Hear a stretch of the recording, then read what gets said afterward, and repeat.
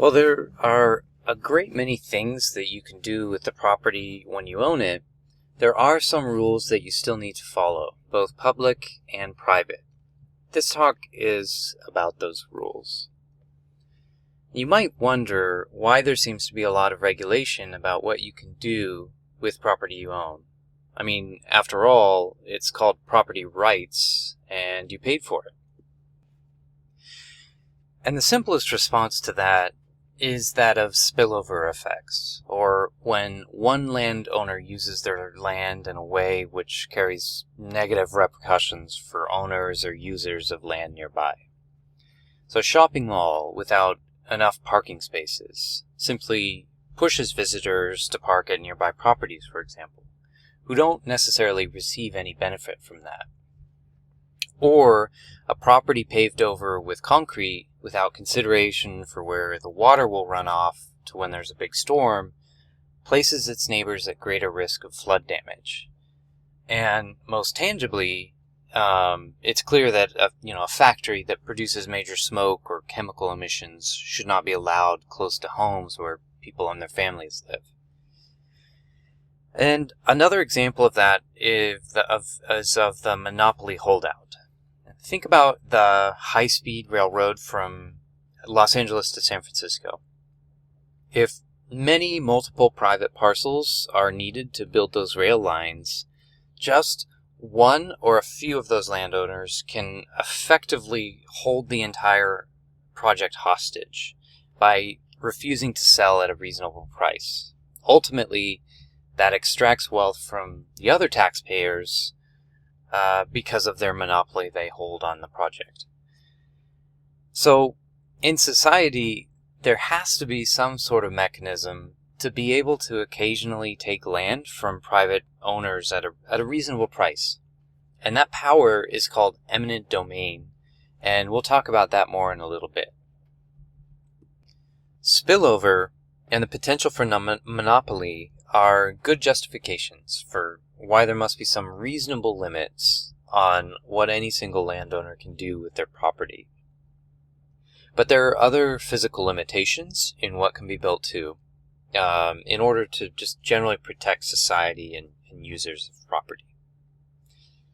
And one is building regulations. The difficulty with real estate is that once it's been built, it's very difficult to see what went into building it. For example, the frame, it's covered up by drywall, the foundation, and its strength are basically unknowable after it's been poured. And this unknowable nature of construction quality after a property has been built is one reason why local governments enact building code requirements. And these requirements, they necessitate minimum standards for when constructing new buildings or doing major repairs to old ones. But these building codes are also designed to protect users of the property from natural disasters like fire and earthquakes. Universities and other research institutions conduct tests to identify which types of building practices are most dangerous in the event of natural disasters, and then which ones are most likely to protect people inside from those types of dangers. State and local regulators, they'll take the results from that research and then translate it into building code, building requirements, so that the average property is better protected. And without that kind of centralized system, it's unlikely that each builder working independently on their own projects would know how to build a truly resilient building for natural disasters, or that a typical buyer would be able to evaluate whether any individual home is capable of surviving it. The potential for properties to externally influence their surrounding neighbors in a negative way is also one reason why you tend to see certain regulations dictating what types of uses land can be used for and in what area. Sometimes this is controversial and of more debatable social value. So San Francisco's limits on Airbnbs, for example, are, on the one hand, designed to maintain quality of life for long-term residents who may not want to deal with the party mentality that is often comprised of Airbnb tourists. And the restriction may prevent rental rates from increasing by more than they otherwise would, maybe. But on the other hand, it's a reduction in income for people who want to rent out their properties, potentially a reduction in the local economy overall, and in general just kind of rubs some people the wrong way who feel they should have the right to rent their property if they want to. And these types of regulations, which involve trade-offs between groups, they become more contentious than other types of regulations for natural disasters and stuff like that. And so they have more ambiguous social value than those types of regulations. Like in a natural disaster type regulation, building code regulation, it's clear that everybody benefits by those types of standards. With an Airbnb regulation, some benefit, some don't. Controls on what you can do with your property really only started appearing in the 1900s. Before that, there was generally so much land and so few people that this was just not a priority relative to simply surviving in a new frontier. And so the first controls on what you could do with your land came in the form of building codes, in cities in particular, as a result of some major natural disasters that occurred. And with each new disaster, new building technology, and with a better understanding of how to avoid disaster, the building code continues to change. It's continually changed in each city, in each locality, in each year. But as mentioned, the first building codes came as a result of some massive fires. The first was made in Chicago when in 1871 about a third of the city burned down. And San Francisco has created its first building code after the 1906 earthquake and fire, which destroyed pretty much the majority of the city. Some other examples, Boston, 1872, Jacksonville, 1901.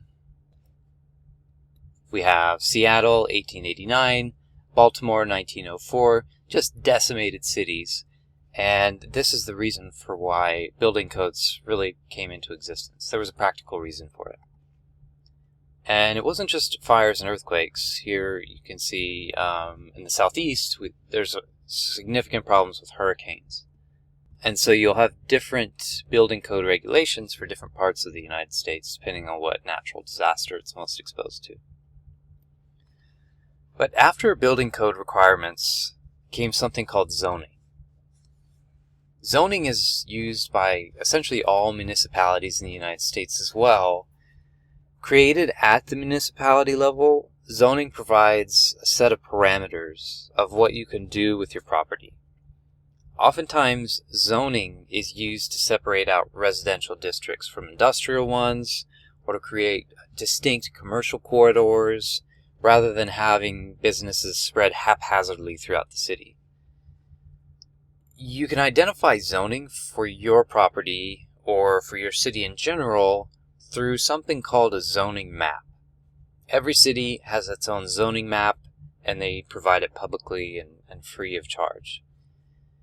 Other city requirements, they tend to include things like setbacks, which tell you how far into your lot that you can actually build. So if you're in a house in San Francisco and look out to the backyard, for example, either of your house or of nearby ones, you'll kind of notice a common distance between where the house ends and where the backyard fence begins.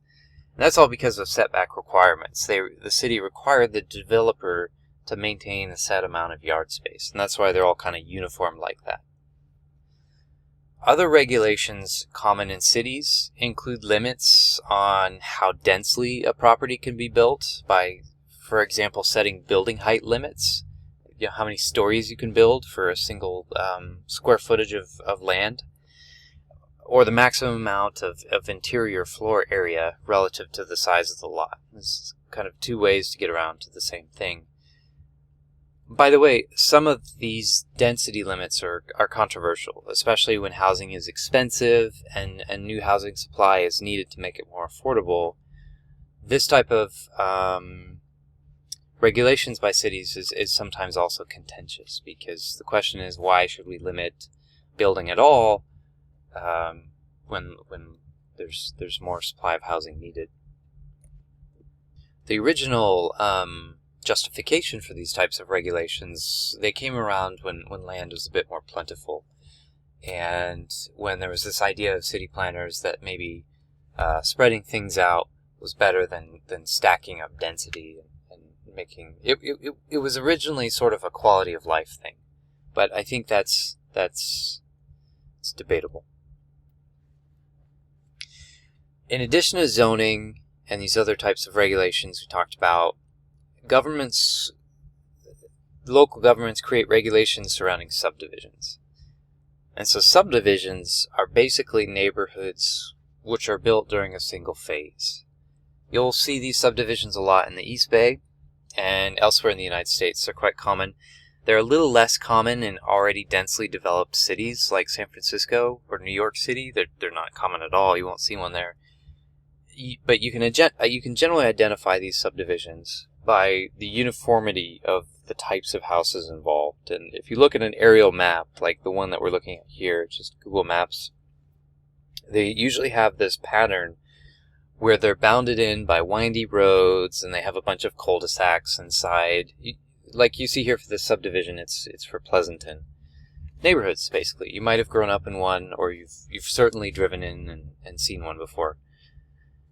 So when a developer wants to build a subdivision, they have to incorporate the city rules that are present at that time, like minimum sewer pipe diameter, management of flows of water whenever there's a big storm, and safety things for pedestrians like sidewalks or traffic patterns.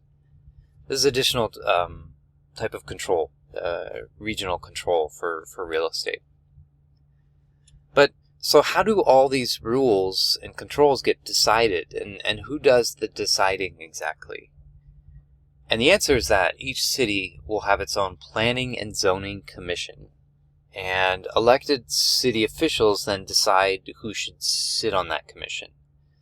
But really, I mean, the commission itself just gives guidance to the elected officials. So at the end of the day, it's the mayor and other elected city officials who decide on policy for zoning, planning, and regulations surrounding land use. You can go to a city's Board of Adjustment if you want to change the zoning on your particular property. So if you wanted to go from retail to multifamily, but the zoning map didn't allow it, you'd have to go to the city's Board of Adjustment and request it. And technically, you don't change the zoning in that scenario, but you get permission to do something other than what's written in the zoning. And that's called getting a variance on your property. Another useful real estate term to remember that's used often enough. Your likelihood of getting a variance depends a lot on whether or not it negatively impacts nearby properties on the community. And it can also depend on the relative permissiveness of the city you're working in. So, for example, I worked with a property owner once who needed to get a variance in San Francisco. And for this scenario, it actually wasn't that difficult. He had a multifamily property. That means it was like 6 apartments. And he wanted to transform the first floor, which was this kind of grody garage, into a coffee shop. But that building, it was only allowed to have residential units in it. And that was just what the zoning was. And so he had to go to city to get a variance so that he could put a coffee shop legally on the first floor. And actually, it wasn't that hard. The city agreed to it. I mean, it's not like it's that contentious of a thing. I think people generally like to live next to coffee shops, and I think the city recognized the appeal of that. So it was a relatively easy variance to get. Now, if he wanted to do a tire shop there, I think it would be a much more uphill battle for him. So if, in that case, if the Board of Adjustment doesn't give you the variance you want, and you really want to fight for it, your next and your really only step after that is to go to a court to appeal that decision. Now, a site plan review is another part of the process for a developer who wants to build. In some cities, this can be an easy process. In other cities, like San Francisco, it can be significantly more arduous. And one of the reasons for that is that a site plan review involves consultation with nearby affected parties, with neighbors of the property that you're proposing to build. And stiff resistance toward building can sometimes arise from neighbors, fearing the obstruction of a view or just of having a more crowded environment or losing their parking spaces on the city streets. I've seen developments get stalled or canceled during this stage of development, both in San Francisco and down in greater Los Angeles. At this point, covering all these regulations and really potential walls toward development, you might ask whether all of these regulations are justified, and even if they improve safety or consensus, whether it's worth the economic cost. And we all know that top-down government planning can sometimes backfire, producing decisions that don't actually result in the intended goal in the first place. Zoning can sometimes result in something similar by forcing developers to build only houses in one area and commercial or educational properties in another area. For example, if that's not done wisely, you might create unnecessary and unhelpful distance between where people live and where they actually shop for groceries or go to school. And I think sometimes some of these criticisms are valid. However, I think in principle, the use of zoning has the potential to do a lot more good than harm. Take, for instance, a city which is subject to constant flooding, like Houston or New Orleans. Cities, they need the ability to plan for how to manage occasional deluges of water, and so they need a good overall plan for new development and how it fits in with the existing infrastructure for draining that water. And so they need the authority to force those developers of new properties to adapt to that. And so that the impact from future floods can be mitigated and hopefully steadily reduced in risk as building methods improve. And anyone who's driven through Los Angeles can recognize the need for better long-term government planning to reduce traffic congestion. While clearly there's room for improvement, just imagine what traffic would be like if the city wasn't able to use eminent domain to continually expand its freeway system and capacity. If they couldn't, widen the freeways like they have done and like they continue to do, think how much worse Los Angeles traffic would be. And they need that authority to be able to acquire nearby land in order to do that, to make the city grow healthy. So some amount of regulations, I think, are acceptable. And in short, I think the question of zoning and land use planning by cities really goes to the quality of that planning, rather than whether there should be planning at all. And it's a challenge. Cities have to make educated guesses about what they think population growth will be and where in the city, and then plan the development of future city services around that, like preserving space for sewer and water lines, setting aside land for future schools, requiring a certain amount of park space in each new subdivision development. It requires a certain amount of forecasting and prognostication that is a challenge for anybody. And beyond just kind of planning for future population growth and demand for services, there's a lot of questions for city planners to answer about what type of housing and services will result in the best, most productive city. But here there's relatively little information to go on. I mean, for years planners have encouraged the development of subdivisions with cul-de-sacs with the thinking that this was the best practice in street development. But more recently, the thinking was that this cul-de-sac idea limits access to public transit, doesn't result in a very walkable environment. And instead, more recently, the trend has been towards having houses closer to the street with rear alleys and kind of a grid-like layout thinking that this will encourage a sense of community and easier access to buses and trains and things. So you can see these two land use ideas that I'm just juxtaposing, shown here, with cul-de-sacs on the left and a more city or townhome style on the right. This is what I'm talking about, like an old approach versus a new approach towards urban design.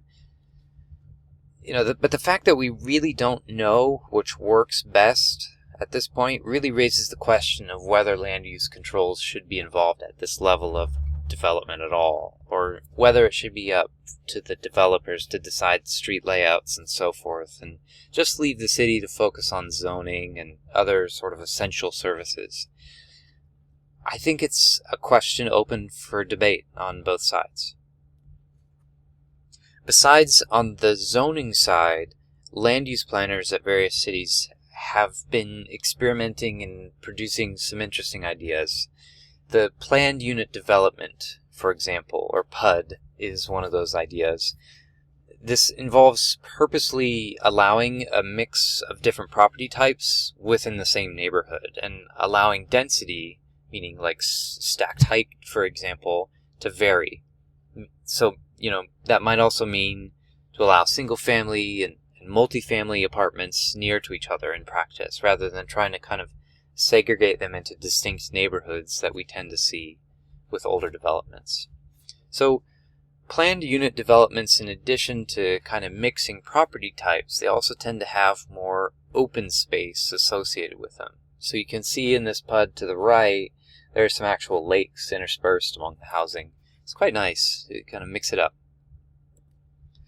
Another example of a PUD, this one's close to Disney World, illustrates what looks like kind of a fun neighborhood, kind of like Foster City a little bit, with lots of waterways, but also it's got, unlike Foster City and that residential region, it's got a mix of condos and as well as larger single-family residences, along with like a supermarket, some smaller retail shops interspersed here and there. That's the idea of a planned unit development. It's almost like a mini city in one.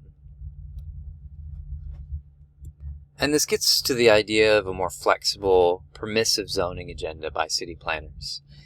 Instead of dictating what goes where with zoning, they can just set minimum performance standards on the things they really care about, like what to do with the stormwater, or setting maximum noise or environmental emission levels that a property cannot exceed, or maximum traffic levels for certain streets.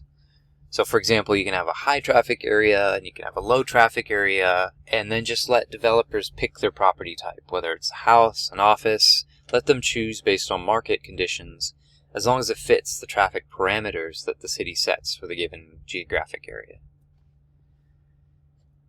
There's some other land use control issues that come up. For example, impact fees. This is a thing that happens when a developer wants to build. The city may charge a fee for the additional impact that those new homes or properties will cause on city services. So if you build more homes, you're going to need more seats in schools, things like that.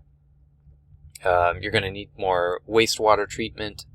And so impact fees are like this fixed fee that a developer must pay when they build a house or a property to the city to kind of compensate for that. And economists like it because it's very clean. It's like if you use it, you spend money. If the developer is building this property, they should pay for the external costs that they generate. However, sometimes it's used by cities that basically they tend to jack up the impact fees, and they use it more as a source of revenue rather than having those impact fees reflect the actual costs that are burdened to the city as a result of this additional development. And the net effect is that it reduces development. Historically, over the last few decades, there have been also growth restrictions where cities actually place moratoriums on growth or the number of housing units. And I think in hindsight, this has been a misguided attempt to kind of control the growth of the city in a positive way.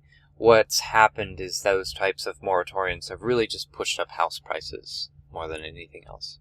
And those are steadily being either gotten rid of or regulated away at the state level. So California's elimination of single-family zoning, for example, is an example of the state kind of pushing down regulation to the local municipalities, saying, hey, you have to build more densely because we need more housing stock. Some land use controls, though, have been much more unambiguously helpful than others, and that's particularly for those related to environmental controls. And I say this as someone who's essentially made a career around dealing with real estate problems associated with properties that were environmentally contaminated prior to the dates at which you see many of these rules here came into effect. I mean, prior to the late 1960s, it was actually common to dump environmental waste into rivers or simply bury it, which is a terrible idea because that eventually caused it to leak into the groundwater. So we were very cavalier 70 years ago about what we did with our industrial pollution, and we're still paying the price for that today. I mean, industrial companies and governments are still paying fortunes for the ongoing cleanup of these types of actions, even after all that time. And so there were some high-profile toxic waste releases in the 1960s where, like, rivers would literally catch on fire from the levels of toxic waste in them in the United States.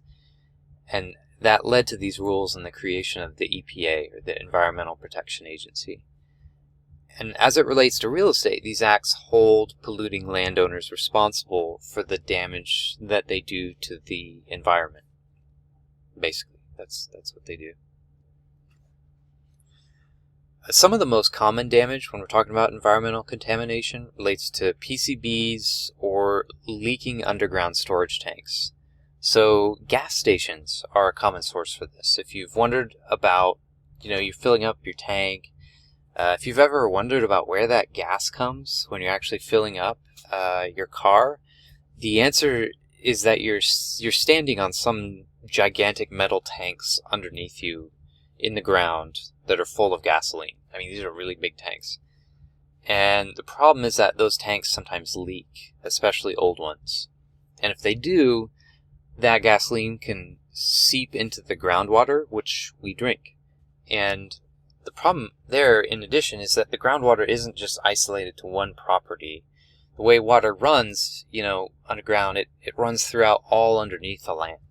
And so contamination at one point can spread dramatically across other properties. It's something called a plume. Dry cleaning chemicals, they're another source of groundwater contamination in this way. It gets into the ground, leaks, and finds its way into the underground aquifers. So, perhaps surprisingly, at least in my experience, big industrial companies are less the polluters than these smaller retail operations like gas stations and dry cleaning shops.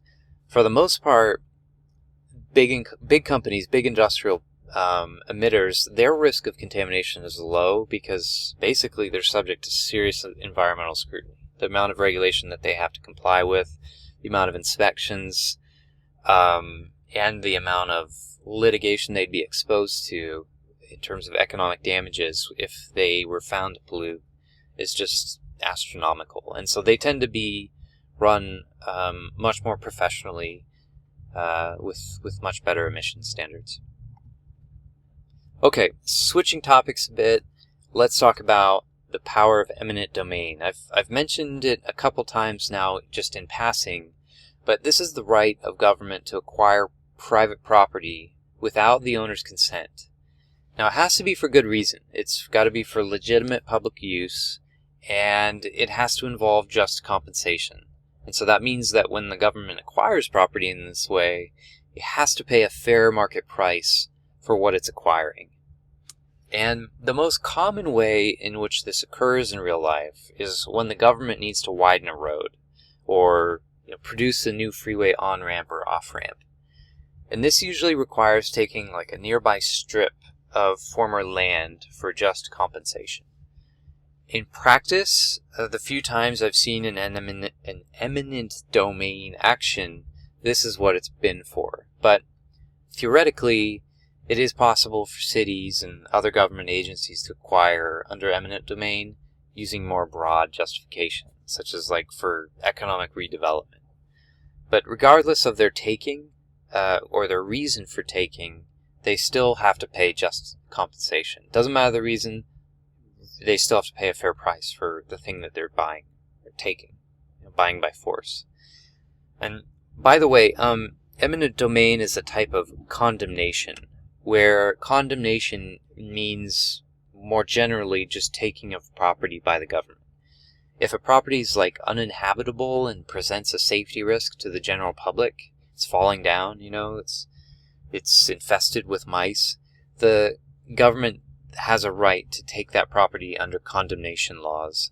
I don't know if you've ever watched like an action or thriller movie and the character was in this decrepit building with the words condemned spray painted over it, but that's what I kind of visualize when I hear the word condemned, and that's actually what this is referring to. Not the action movie, but the fact that the building is close to falling down and the government is taking it over on safety grounds. Eminent domain is a type of condemnation, but it's a little bit different because it can be the taking of just land or of a building that's in perfectly good condition, but with the express purpose of public development of public services, widening a road, Alright, so we've got one final regulatory power to discuss, and that's the power of local governments to levy property taxes. It's everybody's favorite subject. It's local governments, by the way, that do the taxing when it comes to property. They're the ones that receive the revenues from those property taxes. So, City of San Francisco residents who pay property taxes, those taxes go directly to San Francisco, and only San Francisco, to pay for city services and run local schools and stuff like that. It's really the main income source for cities, is property taxes.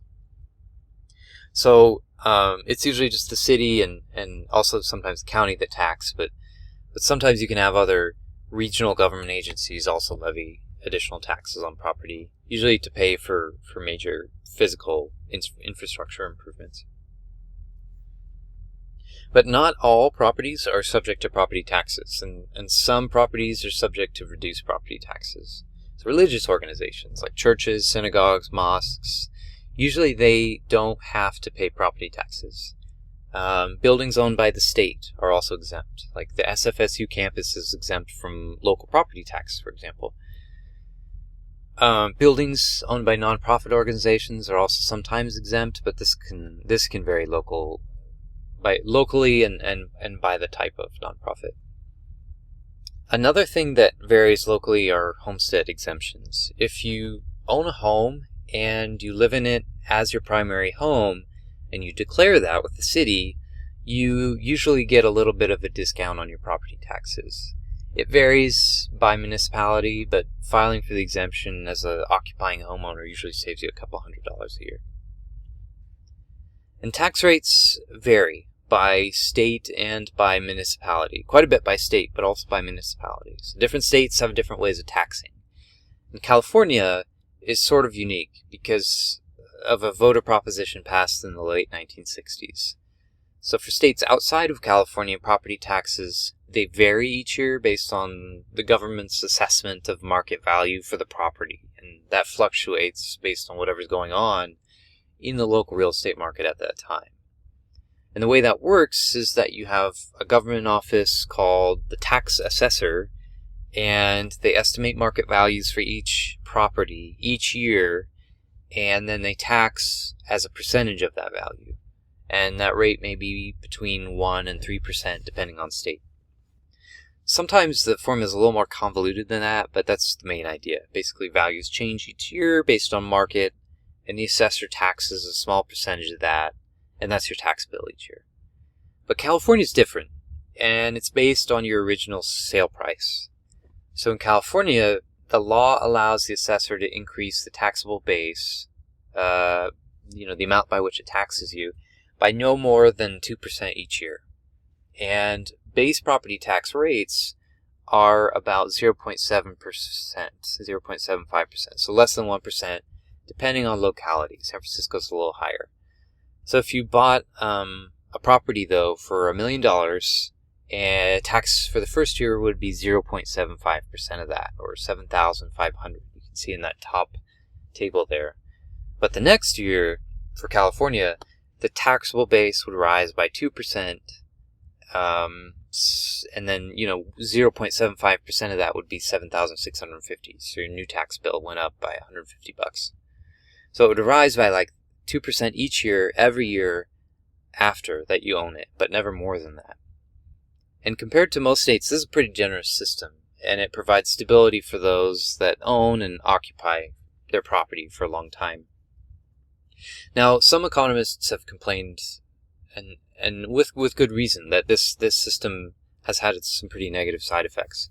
So this happened in the late 1960s when this passed. Previously, California was it treated property taxes just like other states did, where it would tax based on the market value of the property in that year. And that brought in a lot more tax revenue than this current setup does. And remember that the tax revenue, it goes towards paying public services like schools.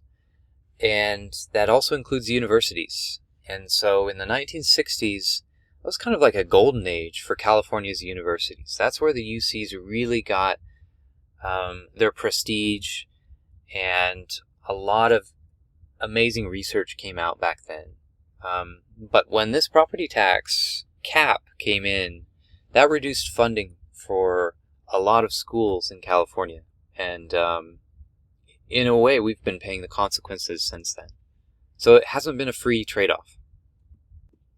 But, aside from that tangent, these are, by the way, these types of taxes that I'm talking about now, they're called ad valorem taxes.